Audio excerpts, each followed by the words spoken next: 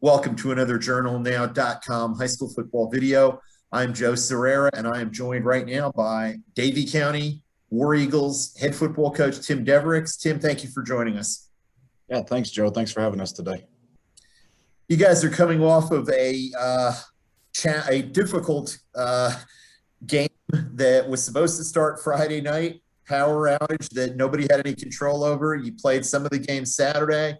Weather interrupted it. You finish it Monday night, a really tough loss to Glenn in a lot of ways. How challenging were those circumstances for your team and your kids? It was an emotional roller coaster, to be honest with you, Joe. You're at school Friday all day, excited.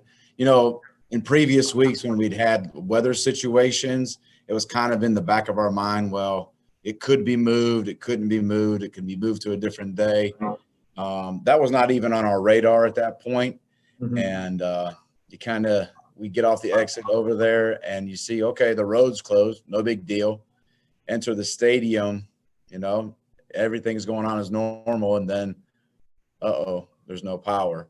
So just an emotional roller coaster. We started warming up and we went through it, everything that we could, and it just kind of waited it out. Saturday, we get over there ready to go and play, and all of a sudden Mother Nature has a different idea.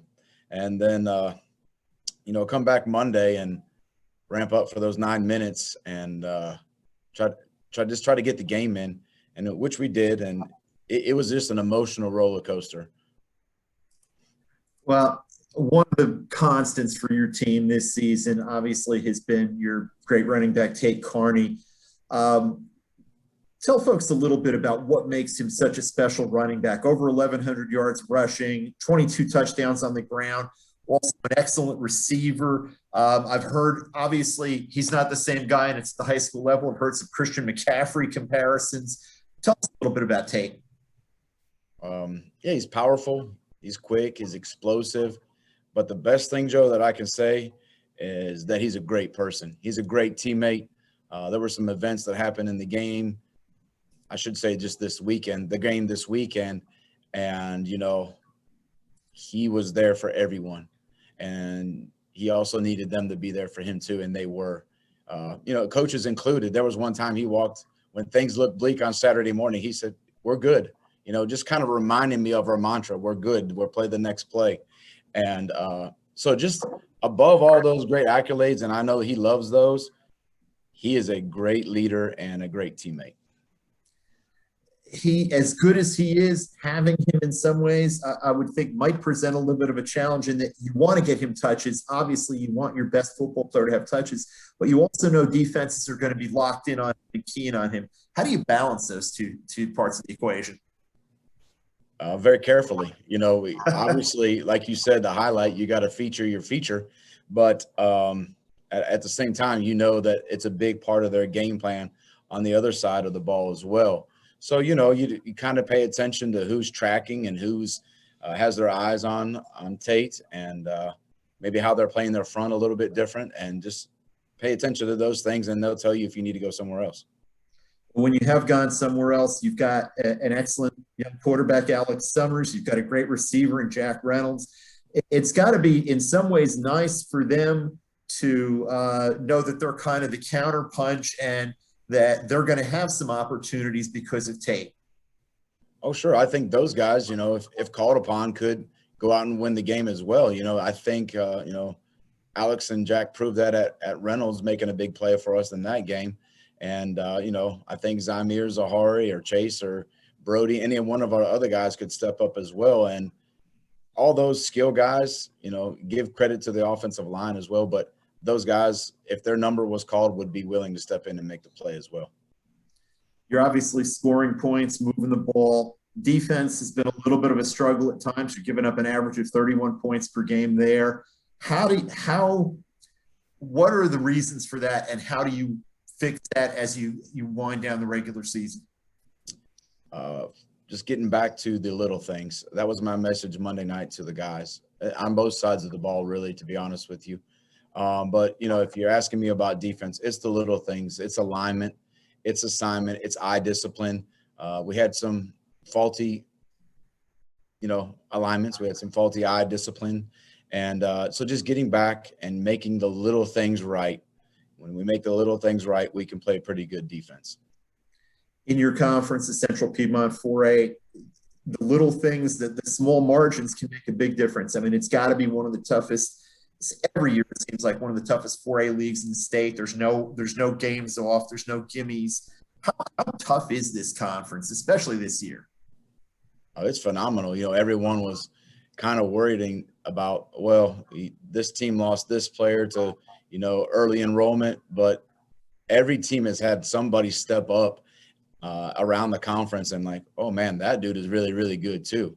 Oh, and that guy. So the athleticism, the toughness that's in this league is really phenomenal. I mean, to me, it's a lot of programs. It's programs where the kids come up and there's always somebody ready to go who's been in the system, who understands the culture, who understands what you're trying to do. And like I say, from top to bottom, I think this may be as strong a conference as there is in the state because of that, because they're all programs. Yeah, I would agree. And, you know, I think it's a lot of great coaching in this area too. Yeah. You know, in the Winston area and the surrounding areas, there's a lot of great football coaches who do take pride in their programs, who do take pride in, you know, developing kids and making sure that, as you know, as the saying goes, that the stable never runs dry. So they do a great job of that. And one of the teams that you're going to face, you mentioned earlier, a guy stepping up, East Forsyth, two-time defending state champion, lost a lot of guys who enrolled early at colleges, struggled a little bit early in the season, but they've seemed like the last 2-3 weeks, they've really gotten it going. Some young guys have been breaking out for them. What do you see as you look at the Eagles on film?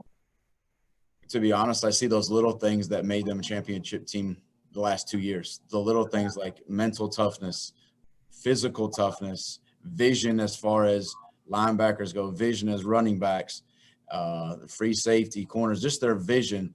You know, their coaching has finally come and caught up with the athletes that they have. And so now they're putting all the pieces together, and that's why they're having success recently. You know, and it's such a strong conference that, you know, anything could happen the rest of the way. And you've got a situation because of West Forsyth having some COVID protocol issues where not everybody's going to play each other. Can you make any kind of sense out of the playoff race and how this could all shake out in a conference that's only going to get one automatic berth? That's funny that you asked me that, because I get grilled by my wife every night. Well, what if this happens? What if this happens? And it's kind of the answer that I think everyone has for the last year. We don't know. And, you know, we're just going to have to see how it plays out and how it figures out and what they decide to do. At the end of the day, Davie County, East Forsyth, Reagan, Glenn, they got to control what they can control, and everyone's going to control what they can control. We can't control those things. Yeah. I know that's not the answer that you look for, and it's not the answer my wife looks for either. No, I know that's the real answer. May not be for, but it's the reality. What does your team have to do Friday night? What are the keys for Davie County in this matchup with East Forsyth? Number one is first and foremost, we have a home game finally. So I think that should bring a little bit more energy to our team, to our community. But I'm going to go back to a previous answer I gave you. It's the little things. We got to take care of the football. We got to fly around on defense. We got to line up properly and just play with a lot of passion and energy. Sounds good. I'm sure anyone who's going to get the chance to get over to Knoxville on Friday is going to get to see a heck of a football game. Appreciate it, Joe. Thanks so much. Thank you.